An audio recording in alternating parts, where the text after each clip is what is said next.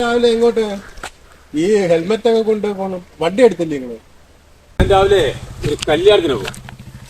അല്ല, ഈ വണ്ടി ഇല്ലാതെ ഈ ഹെൽമെറ്റ് കൊണ്ട് നടക്കുന്നുണ്ട്. അയ്യോ, നിങ്ങൾ അറിഞ്ഞില്ലയോ?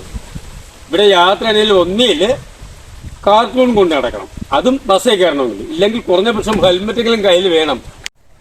ഇവിടുത്തെ സർക്കാർ കുറെ നിയമങ്ങൾ കൊണ്ടുവന്ന് തരണം, സ്ത്രീകൾക്ക് മുൻഗണന. അത് നല്ല കാര്യമാണ്. പക്ഷെ എന്ത് സംഭവിച്ചറിയാം, പുരുഷന്മാർക്ക് പോകാനോ വരാനോ യാത്ര ചെയ്യാനോ ബസ് യാത്ര ചെയ്യാൻ പോലും പറ്റാത്തൊരു സാഹചര്യത്തില്ല. അതുകൊണ്ട് ഇതൊക്കെ ചിലപ്പോൾ ആവശ്യമുണ്ടല്ലോ. ഈ പത്രത്തിലെ നമ്മുടെ മുഖമെങ്കിലും കാണാതിരിക്കട്ടെ.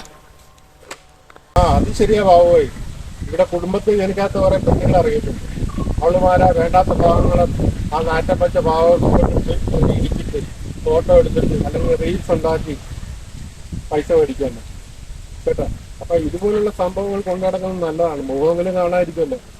ഞാന് ഇടയ്ക്കൊരു സ്ഥലത്ത് നിന്നപ്പോഴത്തേക്ക് ഒരുത്തന്റെ ഈ കാർട്ടൺ കൊണ്ടുവന്നിട്ട് പറഞ്ഞ്, അണ്ണാ ഇതിങ്ങനെ കവർ ചെയ്തിട്ട് വേണം പോകാൻ.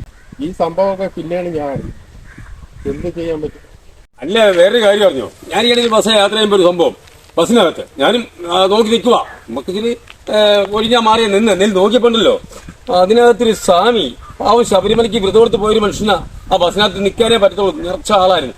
ഒരു സ്ത്രീ, നല്ലൊരു യൗവനക്കാരിയാ. അവള് കൊണ്ടിട്ട് എന്തെന്നറിയാം, ആ നാശം പിടിച്ച സാധനം അയാളായിട്ട് അങ്ങ് ഉരയ്ക്കായി സ്വാമി ഉടുപ്പൊന്നും ഇട്ടിട്ടില്ല കേട്ടോ, മാല മാത്രമേ ഉള്ളൂ തോർത്ത്. ഉരച്ച് അയാൾ മുമ്പോട്ട് നീങ്ങുന്നവർ ഇവിടെ അങ്ങോട്ട് തെളിതെളിക്കുക. ഇത് കണ്ടോണ്ട് നിന്ന ഒരു സ്ത്രീ, മാന്യമായ ഏതോ കുടുംബത്തിൽ ജനിച്ചൊരു പെണ്ണ്, കൊടുത്ത് ചെവിക്കൽ തീർത്തവർക്ക് ശരിക്കും വിളക്കി കണ്ടുന്ന പെണ്ണുകളൊക്കെ കളി. ഇതുപോലെ 4 പെണ്ണുങ്ങൾ ആത്മാർത്ഥമായിട്ടൊന്ന് വിചാരിച്ചാൽ ഇവിടെമാർ ഇങ്ങനെയുള്ള മരുന്നുണ്ടാവും.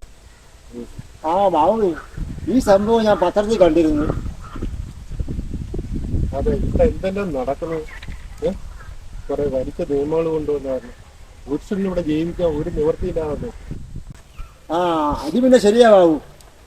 കുടുംബത്തിൽ ജനിക്കാത്ത കുറെ എണ്ണങ്ങൾ ഇറങ്ങിയിട്ടുണ്ട്. ഭയങ്കരം തന്നെ ബാബുവായി. ശരിക്ക് പറഞ്ഞ് നമ്മളെ ദൈവം ഉണ്ടല്ലോ, ഇത് അറിഞ്ഞാണ് ഈ മറ്റു ഭാഗങ്ങളൊക്കെ അങ്ങ് ഉള്ളിലോട്ട് കയറ്റി ഫിറ്റ് ചെയ്ത് വെച്ചിരുന്നത്. ഇത് കുറച്ചുകൂടെ മുകളിലോട്ടെങ്ങാനും ആയിരുന്നെങ്കിലേ എവിള് മാറി ഇവിടെയൊക്കെ നിറം പുരട്ടിയിട്ട് കണ്ട ഇങ്ങനെ പൊക്കി പിടിച്ചോണ്ട് ഇങ്ങനെ നടന്നേനായിരുന്നു. ഏതായിരുന്നാലും ഭ്രഷ്ടാവിന് അറിയാമരുത് ഇതുപോലുള്ള പോക്കൃത്തരങ്ങൾ എവിളുമാർ കാണിക്കുന്നത്. അതുകൊണ്ടാണ് കണ്ട ഉള്ളി കൊണ്ട് വെച്ചിരുന്നത്. ഇപ്പോഴേ ഇത് കാണിക്കണം, കണ്ട പട്ടി വെടുക്കാൻ നിൽക്കുന്നതൊക്കെ ഇങ്ങനെ നിൽക്കണം, എന്നാലേ കാണുള്ളൂ. പറഞ്ഞു മനസ്സിലായ? അങ്ങേര് മൂളയുള്ളവനായിരുന്നു. പണ്ട് ഈ കൽപ്പവൃക്ഷം എന്ന് പറയുന്ന തെങ്ങുണ്ടല്ലോ, തെങ്ങ്, അത് ഇവർക്ക് തേങ്ങ ആവശ്യം വരുമ്പോൾ ഇങ്ങനെ കുനിഞ്ഞു കൊടുക്കുമായിരുന്നു. തേങ്ങ പറഞ്ഞ നടത്തുള്ളൂ. എവളുമാര് തെങ്ങ് താന്നു വന്നപ്പോഴേ കൊലയോടെ വെട്ടിക്കൊണ്ടുപോയി. അതോടുകൂടി തെങ്ങിന് പോലും മനസ്സിലായി. എവളുമാർക്ക് സ്വാതന്ത്ര്യം കൊടുത്തുള്ളൂ. സ്വാതന്ത്ര്യം ആവശ്യമാണ്, പക്ഷെ ഇതിത്തിരി അമിതമായിപ്പോയി. വേറെ കാര്യം അറിയോ? നിങ്ങൾ അമ്പലത്തിൽ പോയിട്ടില്ലേ? ഒന്ന് ശ്രദ്ധിച്ചേ. പുരുഷന്മാർക്ക് സ്ത്രീകൾക്ക് നിൽക്കാൻ വേണ്ടി 2 ലൈനാണ്.